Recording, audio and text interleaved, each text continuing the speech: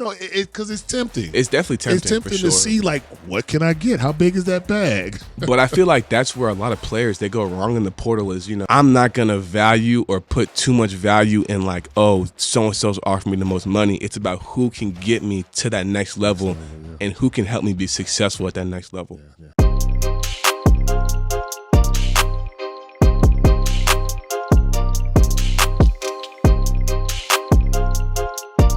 Yeah, that's the intro. Yeah, that's the intro. Yeah.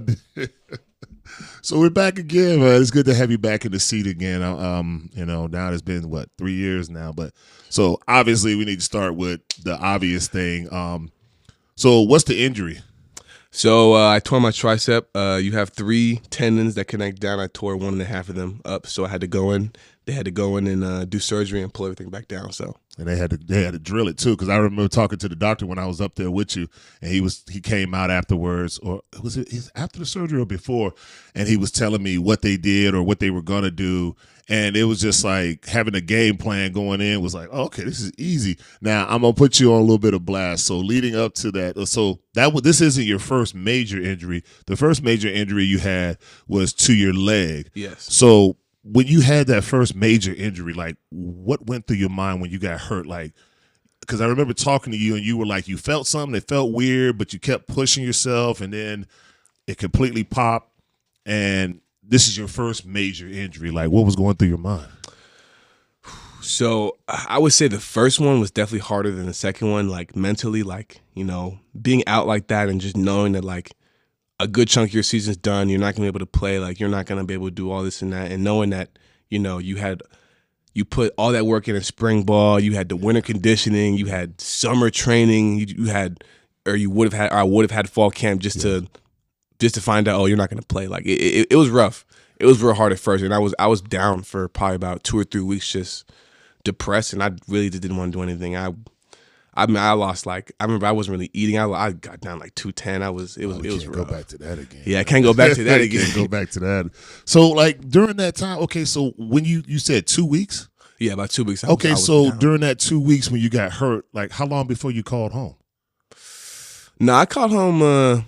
When I first got hurt, I called home like immediately. But I was getting worried. I was like, damn, you were up there for 2 weeks, like, depressed, like, whoa. No, like, when it first happened, I called home. I called y'all immediately, and I let y'all know. But yeah, that 2 weeks after was rough. Like, it was just, I didn't want to go to, like, sitting through meetings was rough. Just trying to get up and go to the facility, just trying to do anything. And I would say I had a coach on staff named Keyshawn, and he had a similar injury to me, except he had to get surgery. Yeah. And one thing he told me was just be around my teammates. Be around my teammates as much as I can. Don't be alone. Don't just sit and just be sad and just try and be around people. And that was probably the best advice I ever got. Oh, man. And it really helped me. Just being around my teammates and just they might not be making a joke to me, but just being around the camaraderie, the energy, being around them. It's just good for you. I think. Yeah, so. Man, that's crazy because I'm listening to this and I'm hearing that, and I was always because I'm always telling Mom when I hear the injury, she always, after she talks to you, she'll come to me and be like,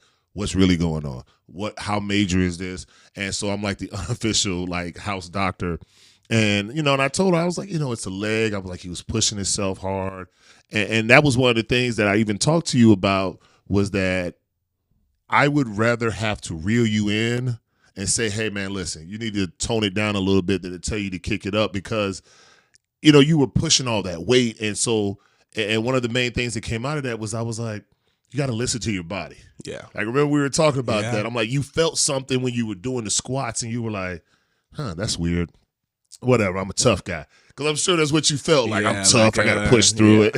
Because when it happened like middle of the set. But I was like, I'm gonna finish the set though. I finished the set. I had like, it was like happened on the first rep too, and I finished the set. So this is squats. Yeah, squats. Yeah. And I was like, okay, I'm gonna finish the set. I finished the set. I didn't finish like the whole squat routine, but I'm gonna finish that set, and then I still wanted to work out because I'm like, oh, I'm a big macho tough guy.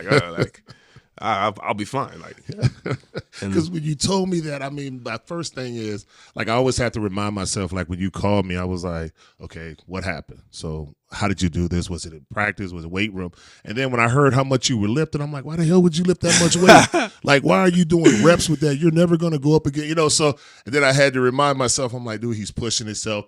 He just got there. You literally just came out of the portal. Nobody there knows you. You know, all these guys are probably, because as a matter of fact, now that we're talking about the portal, I want you to discuss that because we've talked about that a few times when it was like when you were in the portal, like when you left U of A. So kind of, I guess, just take us through the process of when everything happened at U of A. I mean, we've talked about it before, so you don't have to go into great detail, but once you left there, you came to Washington, like what was your mindset? How did you feel about the team? Because you told me there were times where you found out that your teammates were like, dude, we thought you were trash.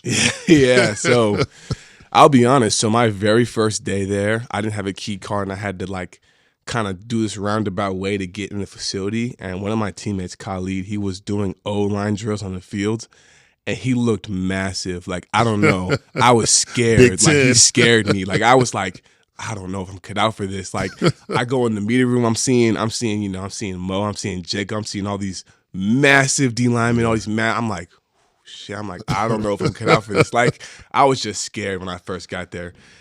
But they were really open and they were really accepting. That's one thing that kind of threw me off, I'll say. Like, I kind of thought they'd be kind of shut off and kind of preppy and kind of like, yeah, because they just came off a national championship. Natty, so yeah. and that's that's on me for having those biases, I guess. But they were really open and very accepting, so they welcomed me with open arms. I'll say that for sure.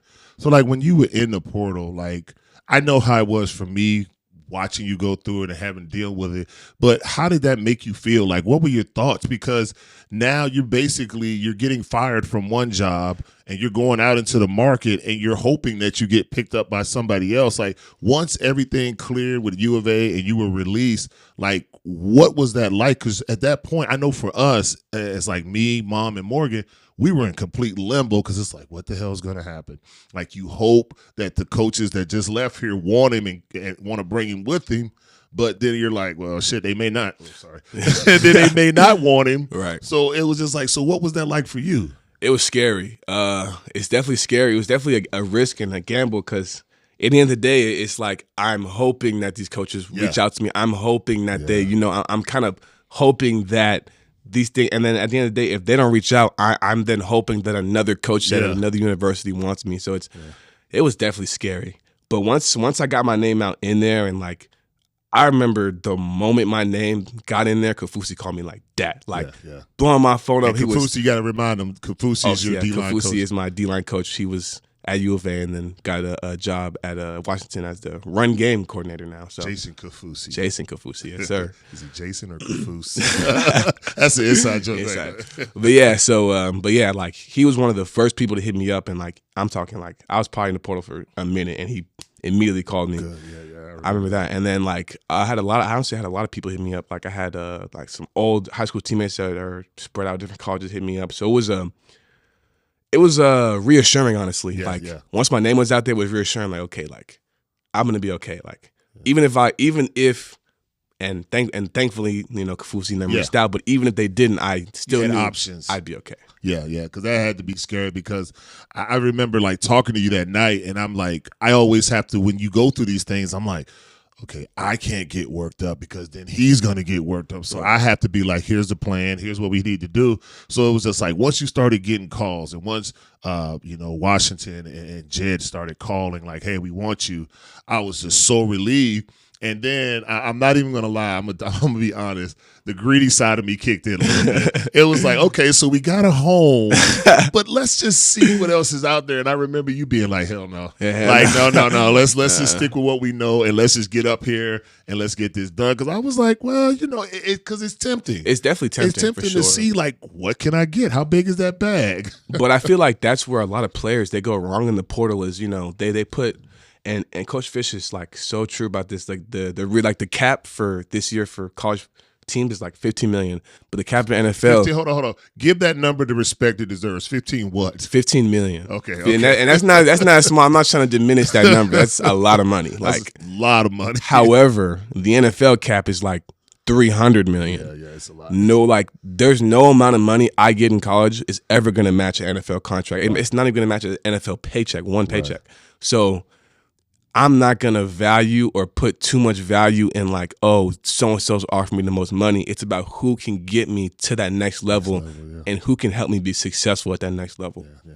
No, and that's so true, because we've talked about it so many times. Like, don't chase the short term. Like, if you're a guy, okay, I'm probably not going to make it to the NFL. I may not even have a career. That's great. Go get your money. I'm not mad at you. If the school wants to give you more money, that's awesome. But if you have a pretty good idea that, hey, I can play this game and I can make it at the next level, it's like you have to weigh the advantages and disadvantages of chasing that money, because it's easy for me to tell you, hey, man, just look at it this way. But I know a young Russell would have been like, hey, 1,000 over here, got 1,000, got 1,001, got 1,002, 1,003. I would have been like a little football whore. Like, who's giving me the most money? Yeah. I can use this money to help my family. All these things would have came to my mind. And I think, and we've discussed this too. I mean, we've talked about it when I was up there with you. It's like, even when we talk about things, it's coming from how I grew up versus how you grew up. I grew up, it was just my mom. So there were things that I did and experimented with. And I'm like, oh man, why aren't you doing this in college? Why aren't you doing that in college? And you're kind of like, that's not really me. Like, that, we've always kind of joked about that, but like, explain that to people. And what I'm talking about is that your maturity level is not what mine would have been at the same age. And like go into that. Yeah, talk about that. And I feel like it's more just like how people grow up. Like, I even see it like within like some of my teammates. Like, if you like, I grew up with like in like end of the day, like that flashy lifestyle. That I grew up with that with you. Like, you played in the NFL. Yeah. Like, I know that lifestyle. I know it comes with that, and I know like at the end of the day, I know like chains. Okay, we'll go with chains, jewelry, for example. Yeah. Jewelry. Complete waste of money. Yeah. Right? Like, there's no reason to get a chain. But if you've never been around that, you've never seen that, and every time you look up at a Jalen Suggs or at a rapper, whoever you look up to, and they're got crazy iced out jewelry and they got a crazy watch, like exactly. Of course, you're gonna. That's to you, like, that's part of being successful, is having that's like. And in their head, it's like they're not successful until they can get that. Like, that's part of it. And you know what? To not even to cut you off, but that's so true, because me growing up with a single mother, and it's funny because my generation, all my buddies, your uncles, all the thousands of uncles that you have, we joke about that, because I'm like, man, Deuce is in school, man. He's not like I would have been if I would have had this money and that money.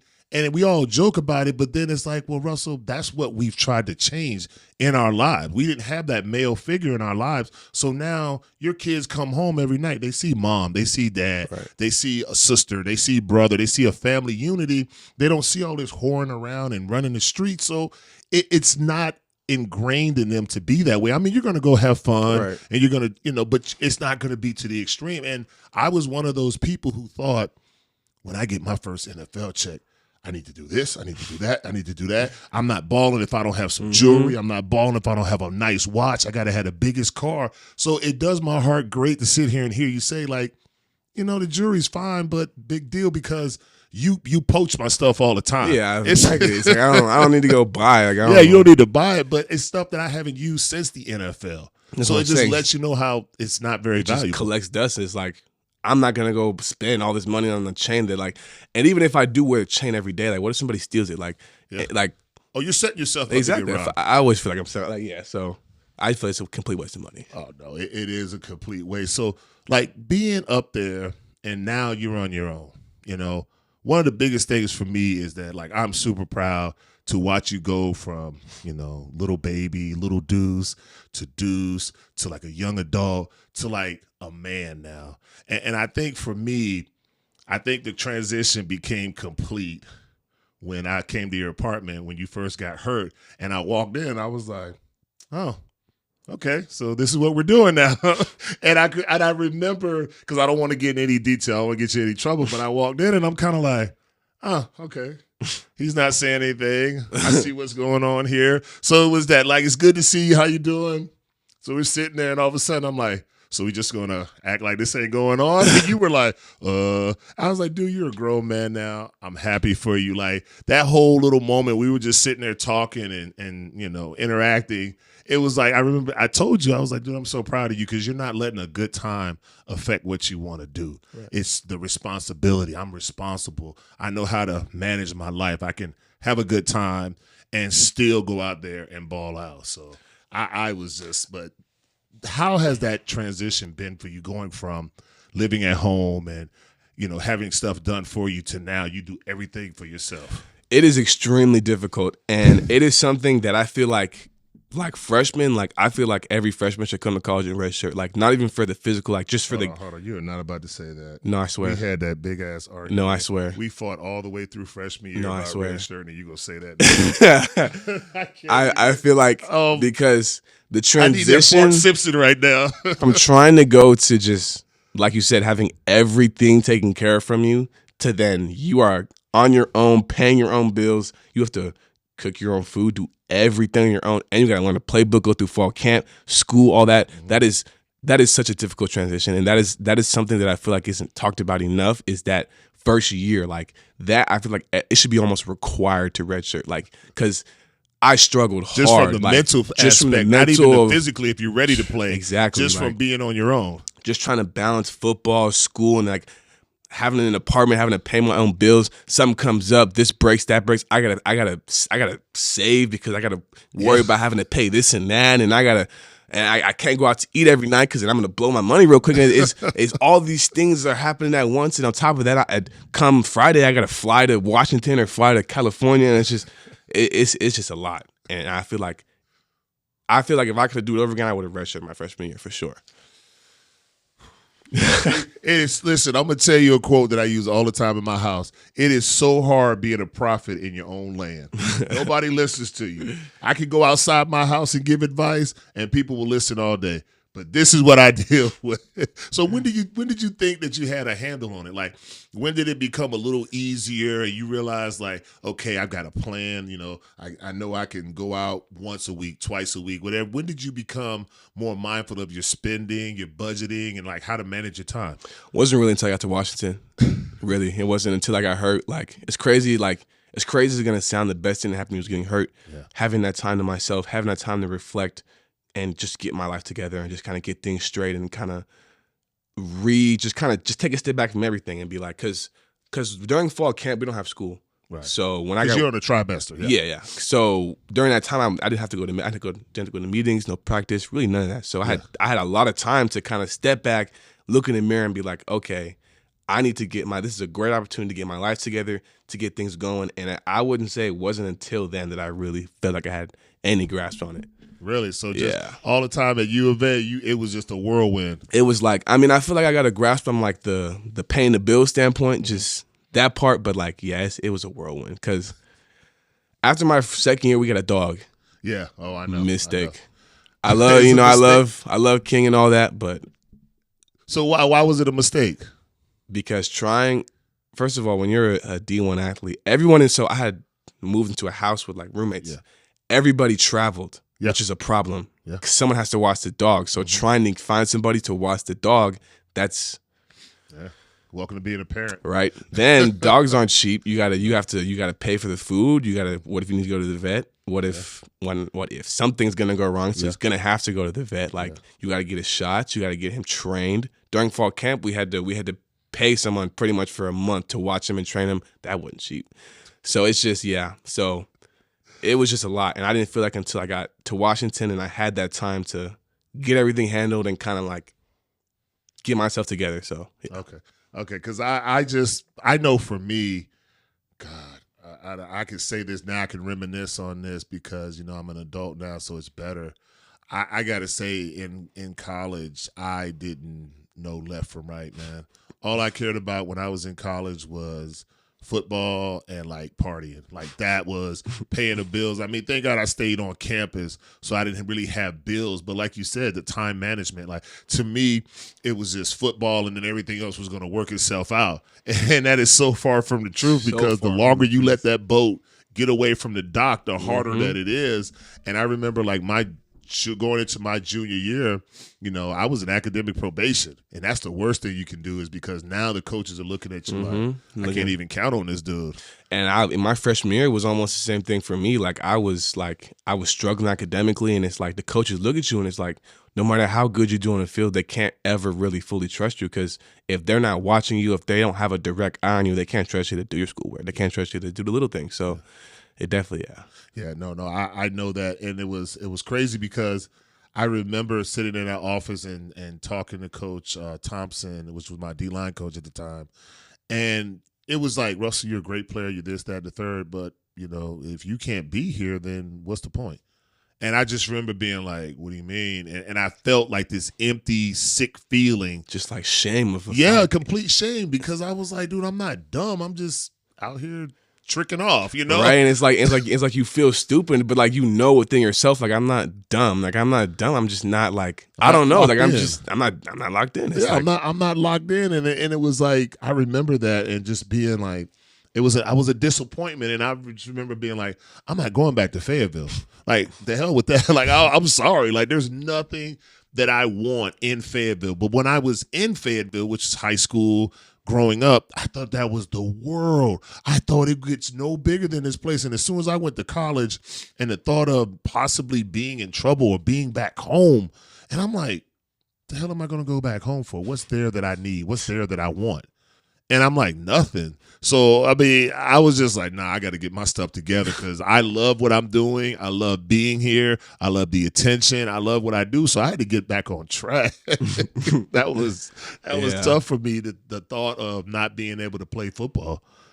So, man, that was just too much for me. So we talked about the NIL. Now, I'm going to talk about this a little bit. We don't have to go into like real specifics, but with everybody knows the landscape of football now with the NIL and being able to get money. Right. We discussed this, and my take on it was I didn't want you ruining your relationship with your coaches talking about money. Right. And so my advice to you was to get a lawyer, to go in there and kind of work that contract. Like, what is that like knowing that you're going to have some representation, or I'm going to have to negotiate with this team to get some money? Well, I think for me it's a little bit easier because I've been a fish for 3 years now. Yeah. I followed him. It feels a little easier for me to go in there, but like I feel like in general, like when I go in there, like I'm like, yeah, obviously I would love to get paid like everybody $15 million in college. Everyone would love, like, obviously I would love to get paid that. But at the end of the day, I'm valuing coaching. And at the end of the day, like everybody has to get paid. Like they have to recruit people out the portal. Like I'm not going to go in there and ask for an arm and leg because it's a team sport. Yeah. I can be as good as I want to be and I can get paid all I want to. If I'm the only good player on defense, we're going to suck. Yeah, you're gonna suck. That's that. So like, that's something you got to keep in mind too is like, and also, like you said, the relationship, like I'm not going to go in there and haggle Coach Fish because at the end of the day, he has done a lot for me. I mean, coming out of high school, I was a insanely undersized DN, and he gave me a chance. And like, at the end of the day, he has to approve the rosters and approve the depth chart. So like, he was okay with me playing as a freshman being, so like, I'm not going to go in there and even try to jeopardize that relationship. So it's, well, and I wouldn't say it's difficult, but like it's definitely like you got to kind of like Yeah, it's very, and that was why my thing to you was because I didn't want an agent because I just feel like once you sign with an agent, they lock you in, and they say sneaky, but if you don't really know what's going on, you'll sign a contract with an agent as a freshman, and here you are as a junior, and you're just still shelling out money to this guy. So my thing to you was that because you have such a good relationship with Coach Fish and his staff, that when you start getting into the money, when you start dealing with that, you need somebody there to represent you because there are going to be things said in negotiations and they're going to try to, you want this, they want this. Right. Well, he's been hurt. He's had 2 injuries. And as a player, you're sitting across the table from a coach who he knows you better than that. Right. But it's not about football anymore. It's about that's money. about the money right. of it. Yeah. So You want somebody there to represent you.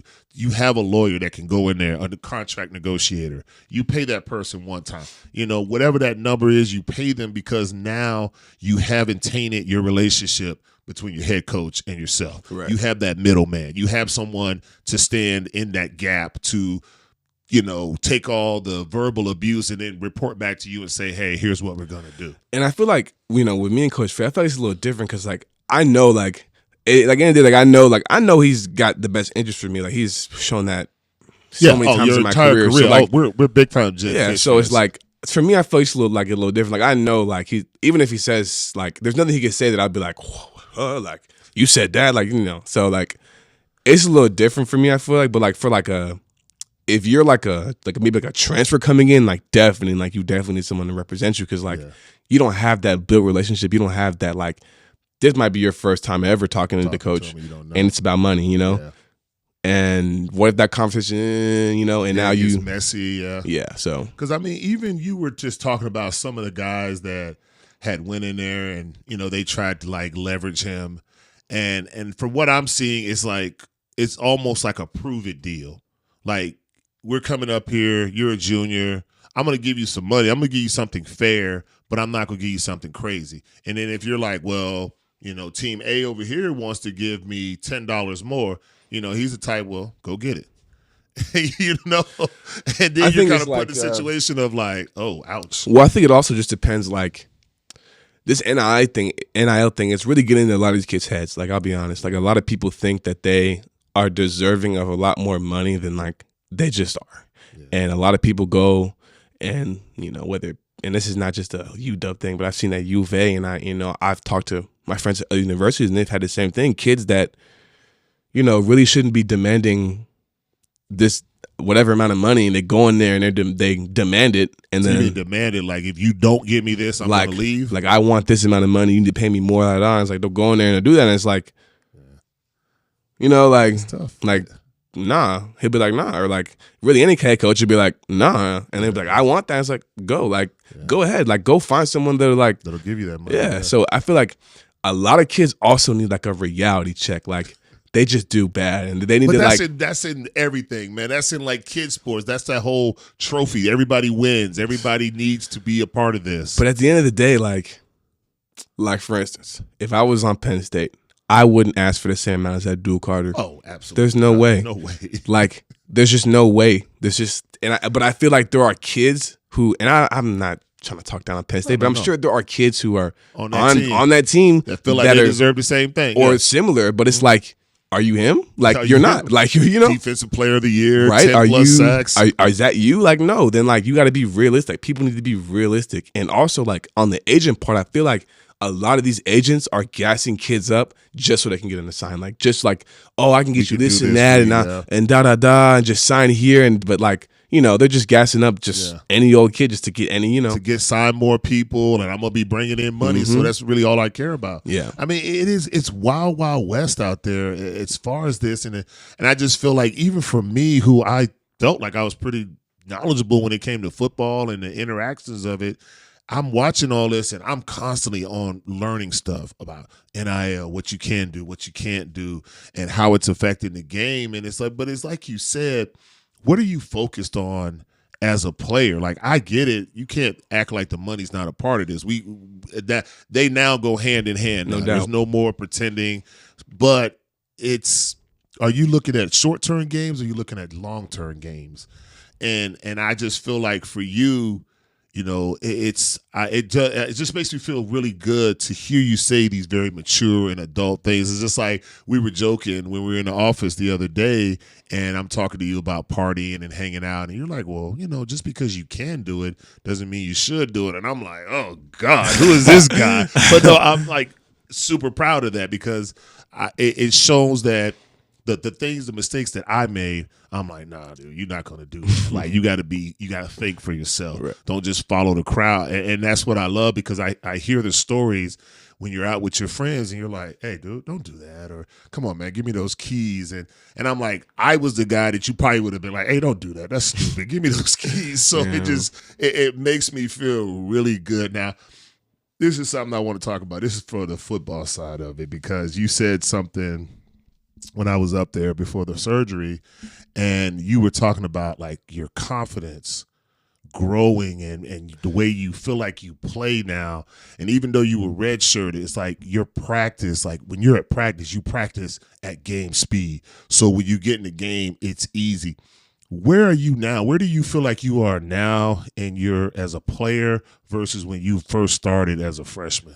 I would say, like, obviously I feel like my technique is better and all that, but I would say the biggest difference is just confidence. Like, I would say confidence is half the battle. Like, if you go out on the field and, like, there's been so many times that I have, like, I've seen a formation and seen all the keys pre-snap, but I wasn't confident in myself and I hesitated and like that right there. I didn't get that sack because I kind of hesitated, and I was like, because I thought I saw it, but I wasn't confident in myself. Trust your eyes. You got to trust all your work. Had I been confident, that I wouldn't have been that. I wouldn't have been a half step too late. I would actually, Yeah, you would have got it.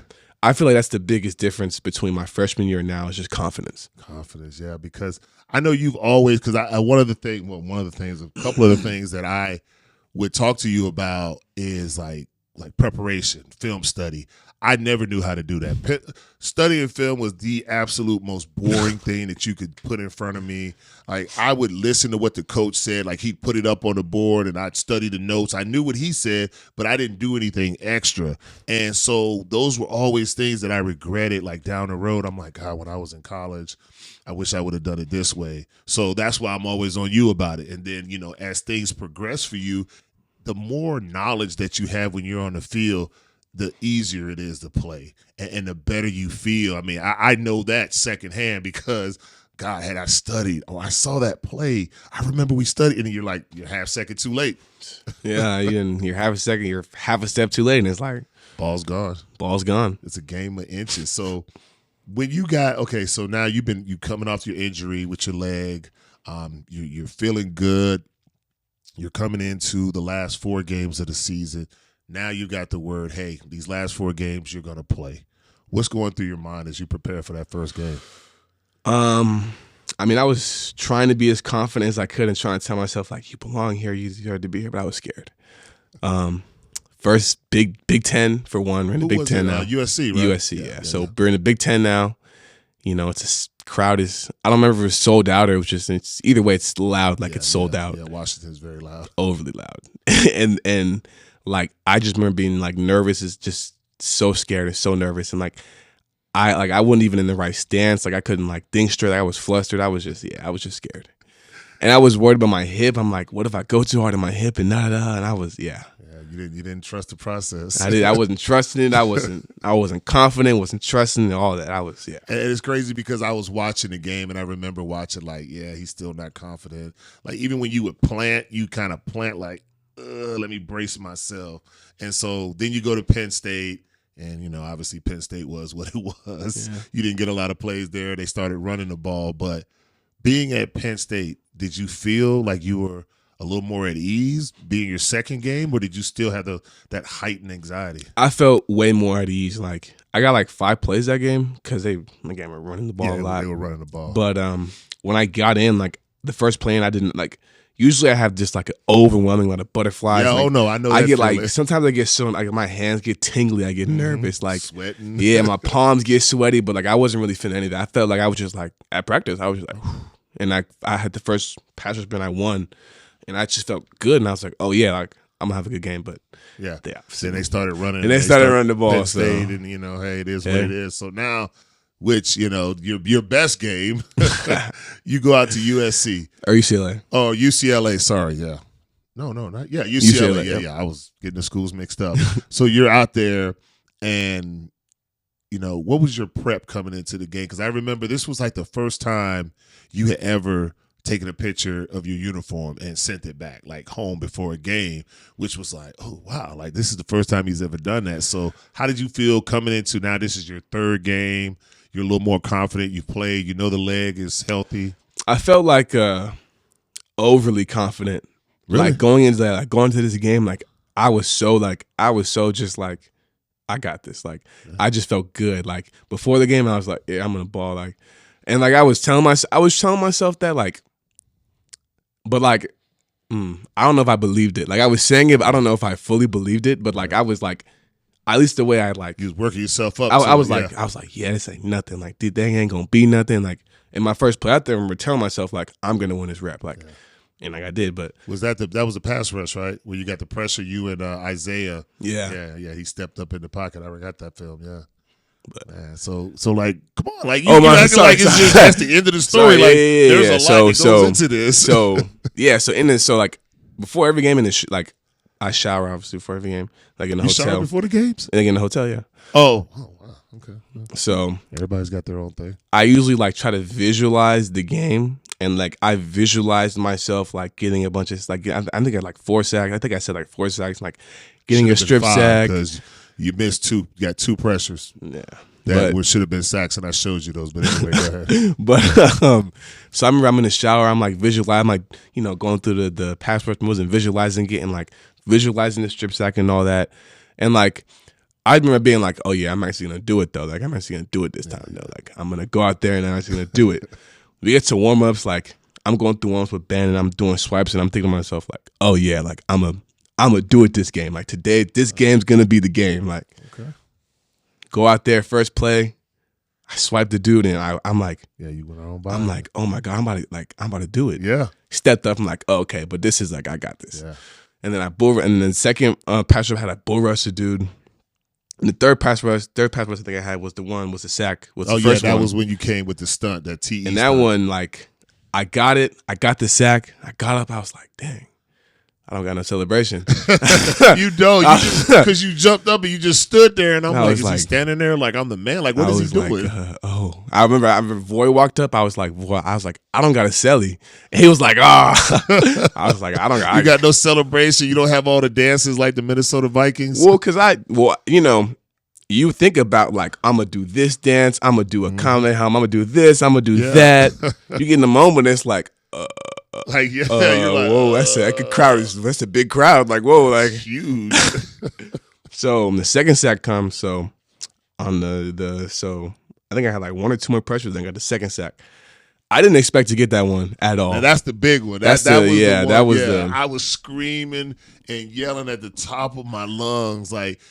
So when you lined up, like, what were you thinking on that play? Did you, in your mind, were you like, I'm about to make a big play? Or were you just taking it like any other play? So it's actually, this is shout out to Kafusi for this one. So like the play before, I had, I want to say I got chipped by the running back, so I couldn't get out around the edge. And Kafusi was like, just take the inside. And I was like, okay. So that's what I was thinking. Hold on, I gotta ask you a quick question. Have you been knocked on your ass by a chip yet? Like when you rush it and you forget, and all of a sudden he just comes up out of nowhere and puts you on your back. Not flat on my back, but they've definitely almost gotten me. Like okay. I've definitely stumbled backwards. Where I was laying on my back, like that little running back just put me on my ass. I done got hit and like, whoa, I didn't like. All right, like you got me though. You got me. You got one coming back. So he told you to go inside. So he was like, he was like, just go inside. I was like, all right.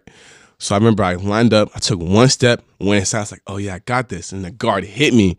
But I was like, it didn't move me like I thought it would. Like I'm used to it because I should probably say this. Like this 2 seasons prior, I think I might have been listed at 220, maybe 208. Yeah, I'll be honest. Oh, I know. I'll be honest. Like maybe right. So being in this season, being a legitimate like 235, being a legitimate like having some size, like he hit me.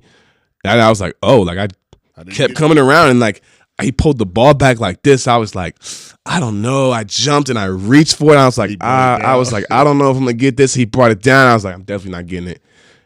And it popped out, and I was like, whoa, like that's the ball right there. So I'm running to it.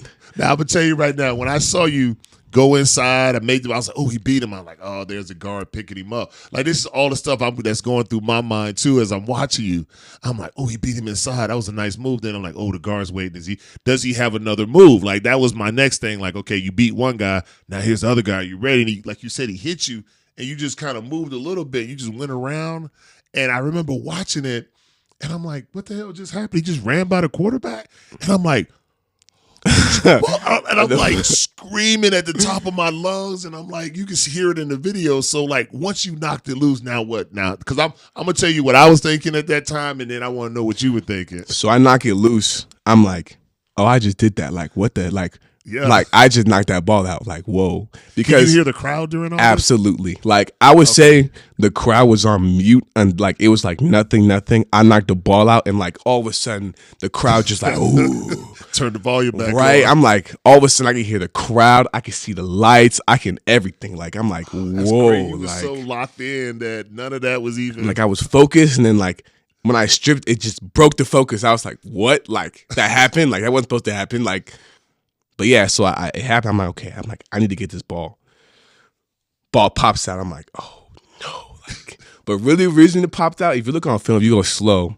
I have the ball in my hands, and you could probably see I turn like this, and it's just nobody in front of me. Green grass. I'm thinking like, oh yeah, this is a touchdown. I'm about to score this. Pops out. Right. I'm like, oh shit. I'm like, okay. Scoop again, pops out. I'm like, no way. I try again. I can't get it. I'm like, all right, just fall on the ball. Just fall on it. Just recover it. So I just fell on it. I was like, yeah, I stood up. I know. Once again, no celebration. No celebration. Yeah, I got the ball. I got the ball. Yay. I was so happy though. I was tired though. I ran because I sprinted across because I was basically on their sideline. Yeah. So I sprinted dead across the whole field. I was so tired. Yeah, but that was. Yeah. And then you got to the sideline, and it was so funny because you always see guys jumping up with the coaches. Dude, you ran to the sideline, and I forgot what the coach was, and he tried to do that with you, and you just ran and dove into him, and you could see him almost get knocked down. I'm like, wow, I felt that was so yeah. up Shout out right to now. Mondo. I'm sorry about that one, Mondo. I was running full speed and You just were like you jump up, you jump like into him, and I'm like, oh my god. And then shout out to, I should say this too. I'm sorry, Cam Warchuck. I'm sorry because I threw the ball and hit Cam right in the stomach. Oh, I threw the ball right at Cam. So I'm sorry, Cam. I was excited. I was excited. Sorry. And that was because when I saw you on the sideline and they had the video, and I remember like T.O. grabbed you around the head, and like I was just like screaming at the TV. I'm like, yeah. And it was funny because I forgot who told us, but I guess when the camera was on you and they had you up on a jumbotron, I guess you thought that was like the national TV. You're like, hey mom, hi dad, and I was like, oh, he did. I'm like, oh, I missed it. I didn't. I didn't know. So I thought it was the whole like. Nah. It was just for the stadium. I That's said, all right. That was a big shout out. Though. Yeah, I shout out Morgan too. I shout out Morgan. I was like, hi mom, hi dad, hi Morgan. Everyone on silent was like, are you serious? Like that's what you say to the camera? Yeah, man. Like I'm like, what else am I supposed to say? What exactly? What else am I gonna say? Am I shout out who? Like, shout out the block? Like what? Yeah, from the hood, O Block, and I'm like, whoa, you don't know nothing about that. Gated community kid. And so like, okay, so once you got that, like I know you're riding high now at this point, and you feel like, dude, I can get there anytime I want. Pretty much, yeah. Like I was feeling like, after the first one, I was feeling like I can do this. Yeah, but like, especially I felt like that after you missed the first one, that you ran. I mean, because you got off and you just like you said, you double swiped and then you dipped under him, and it was like you popped up and he's right there. I'm like, oh my god, he's gonna have a good game tonight. But like after the second one, I was just like, I knew like I got this. And so the third quarter came, and so I didn't actually play it all in the third quarter. I know. They were talking about that on TV. They were like, you could have had a sack at every quarter, but they didn't play you at all during the third quarter. And that was because UCLA had changed their game plan up. Like after they came out the half, and they weren't rocking with me no more. Yeah. So they changed up their game plan, and it didn't really work, honestly. So they just went back to what they were doing in the fourth quarter, and like I got back in, so I got one more sack. Well, I had two more. Like I had a QB hit that should have been a pick. Dad. I came. It was a stunt. It was a beautiful stunt. It was Isaiah and Void. They came, and it was Isaiah did a great job getting the guard to come down. I came untouched, hit the QB, and like he meant to throw up. Ball hit him right in the hands. It was that's where they tell you to throw the ball to a DB is right in his hands. That's why they play DB because they're receivers that can't catch. But early in the year, he made this one interception. It looked like he was the receiver. Like it was a Washington State. He was running with the DB, with the receiver, or with the receiver, and he just turned around and boom, like it was like so perfect. Like a back shoulder. It was like a back shoulder to him. It was just boom. It was so nice. So but he can't catch. He can catch. I just don't know what happened that one. But so yeah, I had that one, and then so the last sack, like it was they had called a timeout because Zoe got a sack before I did. Because it was third, and they made like 4th and 20. And then Drew came up to me. Drew has a party, number 74. He was like, go get you another one. I was like, okay, like, yeah, okay, yeah, no problem. all right. So I get lined up, and I'm thinking like, all right, I'm gonna go inside again because whatever. So boom, and it worked, but it didn't work because they slid. Yeah. And so I came out of it, and I don't know what happened. The dude just was gone. No, because I would tell you what happened because you went inside. And then he was trying to like wash you down, and then you realize I can't go any further. And it was like you just grabbed him and was like, get out my way. You just threw him, and I'm like, that's a 300-pound man. And then the running back came for you. That's just I feel bad for the running back too because he was trying his hardest, but running backs. You running backs aren't made for blocks. Yeah, he just got push pull, but yeah, and then I got the push pull, and like that one, like usually when I get a sack or like when I'm in the moment, like. I'm in the moment, like it's all just happening. But like that one, like that was like almost like a lucid dream. Like I was very aware. Like I remember thinking to myself, like, all right, I'm not gonna fall on the ground this time. Like I'm not gonna fall on the ground. I'm gonna stay up so I can celebrate. And I remember I threw him, and like I seen the ref because the ball popped out, but the ref was like blew it dead. And I was like, yep. Time to celebrate. And I had it prepared. Celebration. But the pictures look fire though. Man, you supposed to throw up the dub. No, this right here, the Mutombo finger. If you got nothing else to go to, this should be the default. But hey, the pictures look nice though. So it probably does. I remember like it's funny because when I watch that stuff, and I'm like, I'm proud, I'm yelling and screaming, and then after I see it, I'm like, how could he have made that better? Like, I mean, not in a bad way, but I'm just like, dude, I want to see him get the sack, the strip fumble, the fumble recovery, the touchdown. And so when I even told you when I was out there, I'm like, look, you got him right here. The ball is like, get the ball, like strip that ball. That's what you want. And you were like, yeah, I know. But it's your first time doing that. So now you got it in your head like, I need to get that ball. Where's that ball? Where's that ball? And I remember you standing up and I saw the ball on the ground. The first thing I was yelling was like, get the ball, get the ball. Then I felt like you heard me. Because you jolted and turned around and you were like, oh, it's already blown dead. Because everyone is like Kafusi on him or something. They were like, the ball. I was like, it's live? I was like, because when I see him blow it dead, I was like, it's still live. I saw you look back. And I was like, and then I seen everyone. I was like, okay, nah, it's dead. It's dead. But this right here was like, I get it. Don't try that, but you should have. And it was fourth down too. So that was turnover on downs. Yeah, no, you're right. It was a big play. So, but still, I think you should have went with you got to hit the U-dub. You got to throw it up for the people and celebrate. We got to work on your celebration, but we got to work on that. So now, all that excitement and you built up and you're like, man, I'm ready. And then this happens in practice. Like, what was that feeling like? Because I remember talking to you and I felt like that whole week, or was it 2 weeks, right? Leading up to that Oregon game, I was like, man, no offense, but I was like, I don't think they're going to win, but at least Team Davis is going to go out here and do good. And so when you called me about that and you said, because I remember getting that phone call and you were like, yeah, I got something to tell you. So, and I'm like, well, what? You got somebody pregnant? Like, that was because the way it was, you were saying it, I'm like, football. I was like, nah, he's not hurt. He just came off an injury. I'm like, there's no way he's hurt. You were like, yeah, my arm. I was like, man, I was so looking forward to that Oregon game in Oregon. Number one team in the country. The number one team in excited. The country. I was like, I want him to go out here and ball out. I mean, so like, how did you feel? Like, because I'm like, now I know there was that 2-week window where you were depressed. Like when you got hurt, my first thing was, oh God, he's got to have surgery. I got to get out there. Like, that was my first thing. I was like, he can't be going into surgery by himself. He needs to have somebody there. So it was this immediate, like, I need to get out there. Like, but what was your mindset?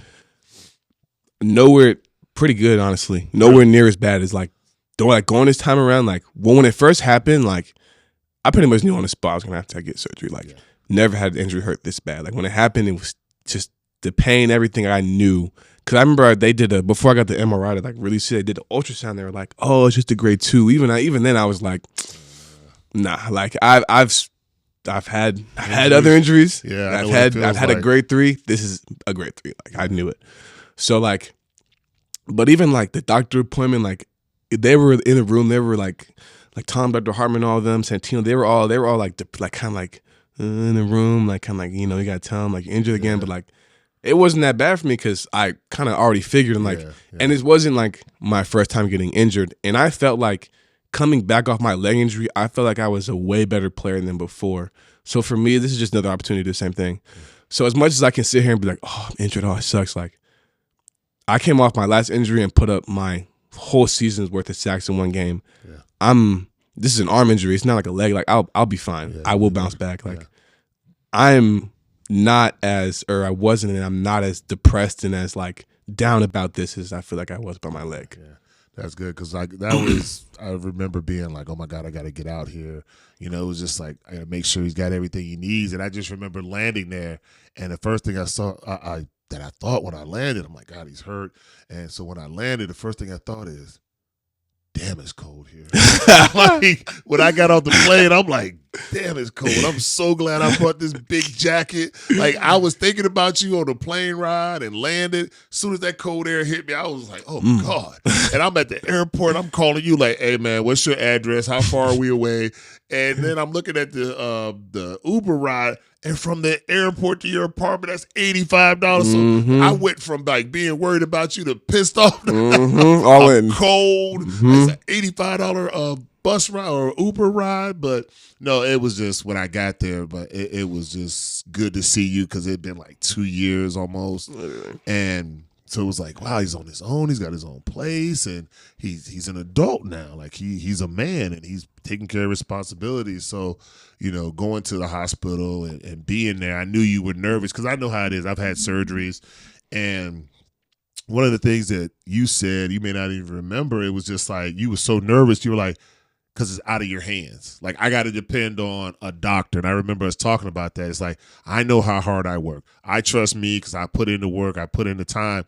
Now I'm turning my future over to some doctor who I hope did everything he said he's going to do. So you were like, it was like super nervous. But when we got there, you know, you went back there. And I knew once they put that medicine in you, you were gonna be like, yeah. Once they put that feel good, I started feeling good. It was, I wasn't worried about nothing. Yeah, I could imagine you weren't worried about anything, and it was like, so it's like 5 hours. So I'm just sitting out there and music, and me and this young lady, we talked for probably like 3 hours because her boyfriend was having surgery, and I just remember when I could come back there to see you. It's so funny because I have videos of it too. You don't remember anything about that. Like you were talking to me and you were like, where's my phone? And the doctor was like, yeah, you don't need your phone right now. He was like, yeah, I just need to. And you're like, hey, how you doing? And then Coach Kafusi called, which I thought was so telling of the two of y'all's relationship. When he called and I was talking to him and he was asking about everything, I told him it went well. He was like, you were like, hey, is that Cafoose? Let me talk to Cafoose. And I'm like, okay. And I gave you the phone. And you were like, hey, coach. And I don't even know what he said, but it was just like you were out of it. But it meant a lot to me because you were like, that's my coach. I want to talk to him. We have a good relationship. And I was like, you know what? We made the right choice coming here. And it was just funny. That whole ride back home, you called Isaiah. You and Isaiah were talking on the phone for like 20 minutes. And I'm like, take it off speaker. Like, y'all are talking about things you shouldn't be. You're like, what are you talking? I'm like, yeah. And I'm like, Isaiah, like, he'll call you back. And then we got to your place, and it was like all these ball players were coming out at the same time. And I'm like, all like geeked up, like, oh my God, he was like, yeah. You're like, come on. And you're talking to him. I took a big picture with y'all and met him. And I remember just being starstruck and just being like, oh my God, is it okay if I take a picture, fellas? Like, I'm going to be that dad. And they're like, yeah. And, you know, they're throwing up the dub. And I get it. Shout out to the poly community, bro. Your kids are so nice and friendly. My God. Like, those boys were like, yes, no problem. Hey, brother. Hey, brother. Hey, brother. I'm like, great guys. But it was funny because the next day I showed you that picture, and you were like, when did we take that? And I'm like, dude, you were out of it. My memory is like, I remember like being on a table talking to some dude about like the music they were going to play. I want to phone Kafusi. I don't remember what I just remember like, boom, phone call Kafusi, you're in front of me. I'm like, I blink. I'm in my living room just sitting on the table. I'm like, what? Like I'm just like, Yeah, so like when I'm seeing these videos and I called Isaiah and I got pictures of people, I'm like, what? Yeah, you didn't none of that. Like when did that happen? Like so thrown off. Oh my God. So okay, so now we're gonna try to wrap it up a little bit, and we're gonna talk about the future of Washington now. Oh boy. Yeah. So What? you're at the bowl game, and the development, the coming out party of Damon Williams Jr., Man. local Basher kid, 6A Hamilton representing. Feel me? Oh, not just Hamilton, but Hamilton Basher representing out there in Washington. I saw a young superstar, and Deuce, I'm gonna tell you, I saw greatness. I saw greatness too. I'm like, I know we lost, but we won when it came to the quarterback position. Won. I mean, that young man, he's a baller. I mean, the way he was airing that ball out accurately, he threw for 375. 375. I mean, 4 touchdowns as a rookie. Ran one in too. Yeah, so 5 touchdowns. He was responsible. I think he had like 75 yards rushing, but when you get those sacks. Yeah, so. But I'm going to tell you, man, like I remember saying this the night, and I hadn't even heard Coach Fish say it yet. I was like, man, Damon's going to be in New York. And Mom was like, you think so? Absolutely. I was like, man, what I think I know about Fish, he likes to air the ball out. Mm-hmm. He's not one of those Big Ten, I want to pound. He goes, I want to air it out. If he could throw for 1,000 yards in one game, he's going to do it. Mm-hmm. And what I saw from Damon, I was like, ooh, Fish got him one now. He got him a good one. He got him a good one. And I just think with Jonah, you got a great quarterback. You got a great running back. He almost broke a record for Washington. He was shy by 27 yards. He would as far as rushing. Really? Yeah. Wow. Because I remember seeing it on social media, and they were just like, not talking about it. They were like, well, imagine when this offensive line and what he can do next year. And then I'm looking at the defense, and I'm like, Durfee, Isaiah, possibly having Takario and Ephesians at the corner. Like and this is my prediction, I think y'all make the college playoffs next year. Oh yeah, man. Most definitely. Oh, you think so? Absolutely. Okay. Absolutely. Come on now. I feel like that's just the standard. Honestly, I feel like that's just kind of like it probably won't get brought up for a while, but I feel like that'll just be like the unspoken that's the expectation. Like in Washington? Yeah, year one, win the bowl game is great, but we see what it takes. We see what the Big Ten is, and we have a feel for it. So I feel like that is just that's the standard. Is making a CFP for us is the standard. Yeah. And I think you guys are going to do it, man, and especially with some of these additions, especially the guys, the young men that were holdovers at U of A that didn't leave with him at first. I think now they've seen it and they're like, dude, let me get out of here. And so I love that they're all now coming to Washington because these are all the kids that Fish recruited anyway. They're his guys. So right. I just think that the defense next year is going to make tremendous strides because I mean, let's be honest, y'all were less than great this year, and there were a couple games that they could have, especially in this last one, the bowl game, you guys make a stop out there on any drive, we win that game. And, Damon putting up those kind of numbers, it just shows you wow, this is what this kid can do when he's put up his backs against the wall. So imagine when you got a top 25 defense that's creating turnovers, that's making his life easier. I mean, next year I got y'all, I'm gonna say 9-3, maybe 10-2. You think I don't see us losing? Huh? You don't see? Well, obviously, I'm going. Okay, well, since you brought that up, I don't see us losing. I'm a fan. You got Ohio State on the. You got Ohio State next year, so okay. That don't mean nothing. Excuse me. Are you right? I'm not. We got okay, it don't mean nothing. I Ohio mean, State they got them receivers, but.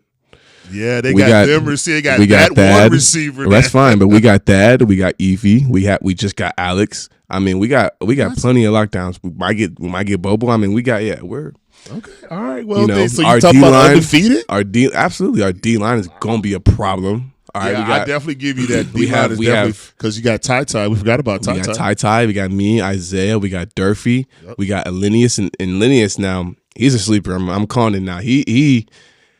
He doesn't show up and he probably won't show up on the stat books, and they probably won't get all the tackles and all that and that. But he's a baller. Really? I mean, he does his job. I mean, He has a knack for batted balls. That's one thing I've. Is that the nose guard? You talking about number 90? Yeah, Yep. yeah. I know what you're talking about. Yeah, He hasn't like that is something that I've noticed like amongst like elite D linemen. Like they always have a knack for batting them balls. Like especially interiors, they're always trying to bat a ball. Get So. that ball down. But yeah, because they get stuck with that double team though. That ain't no. I hate the double team, man. Especially when you're on that nose. So you better have some guys around you getting sacked because it's like, hey man, I'm down here doing all this dirty work and y'all out here 1-on-1. So yeah, but we're gonna be real good. So yeah, I think so too, man. I think so. You said undefeated. Wow. Yeah. I'm thinking like 9-3, maybe 10-2. Who do you think gonna beat us? I mean, I got to look at the schedule. I mean, I'm not gonna say that. Then I'll be like ousted in Washington. I show up in Washington, and they're like, "Get out of here! You don't believe in us." Because the only like Penn State's losing a lot of their people. Indiana, I guess they're solid. Yeah, they might solid give them, run team. Yeah, they might give us a little difficulty. Yeah, okay. Obviously Ohio State, and you know that's not to at any point in time any team can do anything. Yeah, you know, any given Saturday. My freshman year we were 4-8 and beat the number 9 UCLA team in the country. So anybody can do anything anytime. Yeah. So that could also, you know. Yeah, I got you. Do they come? Y'all go to the horse or to the big house, or do they come to you? I don't know. Okay, we got to figure that out. I want to go there. You want to go there? Really? Absolutely, yeah. Beat them at home. Absolutely. I like that. I like getting wins and I like making stadiums quiet. Like when the stadium's just like come fourth quarter, it was packed, and all of a sudden you can see all the bleachers and everybody leaving. Best feeling. It's the best feeling. The dude that was talking behind you in the first quarter, he's sitting there quiet, mad. He don't want to say best feeling. Yeah. So now, okay, so since you're talking about talking crap, so I'm gonna ask you this: where have you been? You don't have to tell me what they said. Where is like the worst place to go as far as like people talking junk to you or saying things to you that are like, what the hell did you say? Rutgers, really? Rutgers. Wow. Actually, I'll say it's a tie between Rutgers and Iowa because the problem with Iowa is they're right there. Like they're right there. So like it's more like they're annoying because like they're not gonna say anything too over the top because you are like I'm right there. I'm right there. I can put my hands exactly. on you. Like so they're not gonna go too far, but they are right there, and there's a lot of them too. But Rutgers, oh my God, they are just different out there. Like it's just different. Like I can't even. You can't even repeat. I literally can't repeat any of it. Like I can't repeat any of it. Like no, I know because we talked about that, and I remember you telling me about Rutgers. And what was it your freshman year? Was it San Diego State? San Diego State. Yeah, because I remember that because I always get a good laugh at that because you had called me after the game and you were y'all won and you got all that playing time. And you were just talking about how all the fans just talk so much shit. And I'm like, yeah, that's what fans do. They're good at it. And you were telling me how like you ignored a lot of it until and they got personal. I'm like, and then they got personal. They started talking about mom. I'm gonna take your mom for a walk on the beach. 99. I'm like, bro, like you have nothing better to do. Like, no, you got to ignore it, man. You cannot because that's what they're there for. They want to know. I gotta push his buttons. I want to affect this game some kind of way. And when you interact, the minute you turn around and say, "What'd you say?" The minute you like, you don't even gotta say it. You just react. They won. They got you. You won. But the one that really triggered you, I love this because it's so funny. Because like you're always fighting a demon. The guy was like, 99, you'll never be as good as your dad. And you were like, who the hell are you talking? I'm like, bro, like, come on, man. Like, I just got to college. Like I got here. I ain't even had a chance yet. Like damn. Like I thought that was so funny when you told me that. Like that one lives rent free in my head all the time because I can imagine you blocking everything. You're like, yeah, I'm good. Whatever you calling me. Whatever slurs. I ain't gonna feel me. I'm used to it. Whatever. I'm used to it. Whatever. I'm locked in. I'm locked in. Yeah, your mama. Okay, that was close, but almost got in. Me. You'll never be as good as your dad. What? Like, bro, that's like the trigger. that, like, it just like, huh? Like, it just like threw me, like, cause they were trying everything. I mean, they were trying this insult, they're trying this slur, that insult, this. I'm like, nothing. It's nothing. Yeah. I said that. I was like, just so like, that's a trigger point. What's like, all right, like whatever, like that. I'm like that's what you gonna say. Like, all right, but that's why we won. But Rutgers, them people are different. Like. I'm trying to think. I think for us, when I was at Carolina, Florida State is loud, but they're so far back and they're up. You can't really hear. You hear it, but not really. I'd say Clemson and maybe Virginia when I was in school were probably the two biggest ones where you'd go, because South Carolina is just South Carolina. I mean, it's in the South. It's, I don't want to say nothing bad about South Carolina because I know people from there, but We can imagine. yeah, you can imagine South Carolina, and you're just like, you get off the bus. I remember people would be shaking the bus, throwing stuff at the bus. You're like, dude, what's wrong with you people? Right. And when you get off the bus, they used to have, I don't know if they still do it, they had a damn tiger. Like right there where you get off with a fan, or not the fans, but the opposing team pulls up, they have a big ass tiger, and you're like, whoa, what's going on around here? So no, I think Clemson and Virginia, as far as like the fans trash talking, but Florida State by far is probably one of my favorite environments that I ever played in when I was in school. So that was just like really good for me. But yeah. So I appreciate it, man. Thanks. It's always good to have you come in. It's good to come in, man. Of course. Thanks for tuning in to The Route. Don't forget to subscribe and connect with us on socials for exclusive updates. We'll see you next week.